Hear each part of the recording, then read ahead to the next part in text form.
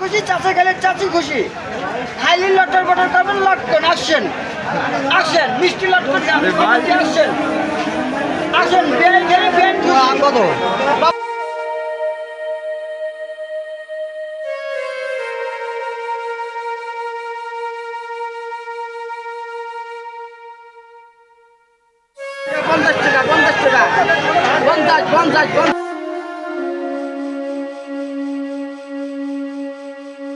কৃষিপ্রধান আমাদের এই দেশের বেশিরভাগ লোকই গ্রামে বসবাস করে।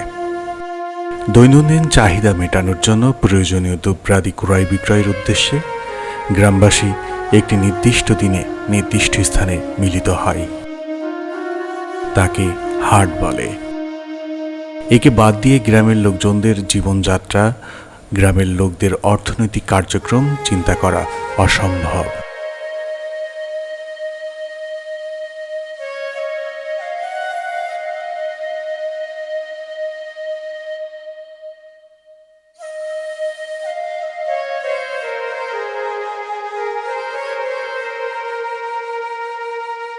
যেসব জায়গায় প্রতিদিন দোকান বসে এবং বেচা কেনার জন্য লোক সমাগম হয় সেসব জায়গাকে বাজার বলে, কিন্তু যেখানে সপ্তাহে 2-1 দিন কেনা বেচা হয় সেই সব জায়গাকে বলে হাট।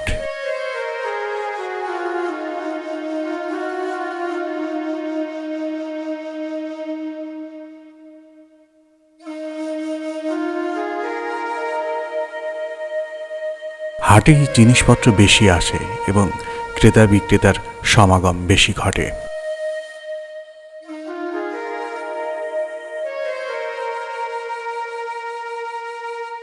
হাটের জন্য সপ্তাহে 1 বা 2টি নির্দিষ্ট দিন থাকে। ওই দিন বা হাটের দিন দূর দূরান্ত থেকে মানুষ হাটে আসে।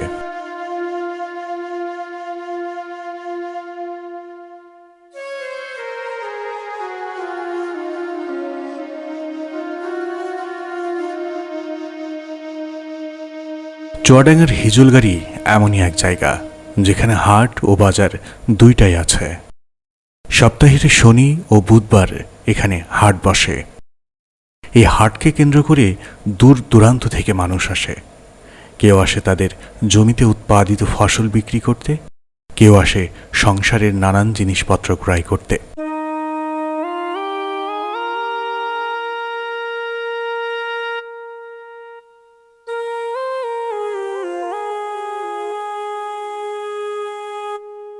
হাটে অস্থায়ী দোকান গড়ে দিনব্যাপী চলে বেচা কেনা।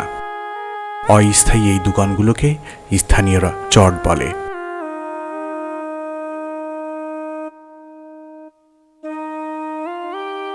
একটি চটে একজন বিক্রেতা বিক্রি করেন আলু, বেগুন, ঝাল, পেঁয়াজ সহ অন্যান্য জিনিসপত্র।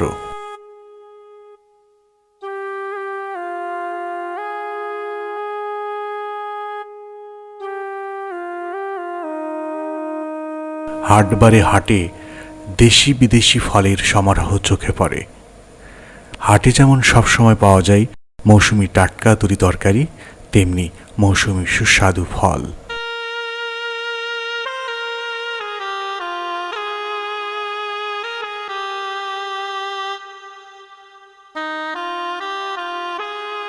সপ্তাহের 2 দিন হাট হওয়ায় গ্রামের মানুষ প্রয়োজনীয় জিনিসপত্র ক্রয় করতে এসে বাড়িতে যাওয়ার আগে মিষ্টি মুখ করতে ভুলেন না। তাই তো হাটে মিষ্টির দোকান মানেই বাড়তি বেচা কেনা। সবাই তো আর মিষ্টি পছন্দ করেন না। যারা মিষ্টি পছন্দ করেন না তাদের জন্য রয়েছে মুখরোচক ভাজা পোড়ার দোকান, যেখানে আলুর চপ, পেঁয়াজু, সিঙ্গারা বিক্রি করা হয়।